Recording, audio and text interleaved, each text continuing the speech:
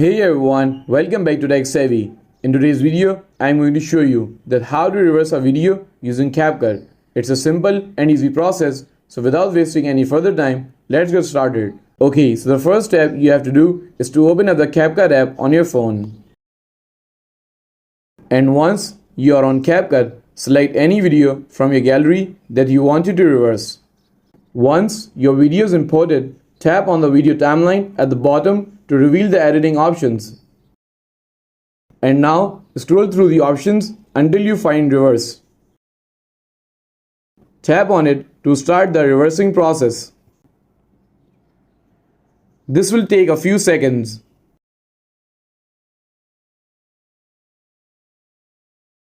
Once the reversing process is complete, you can preview your reversed video to make sure it looks the way you want.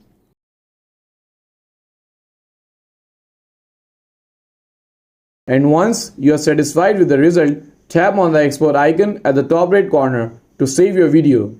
And that's it, you have successfully reversed your video using CapCut. If you found this video helpful, please give it a thumbs up and don't forget to subscribe to Tech Savvy for more helpful content.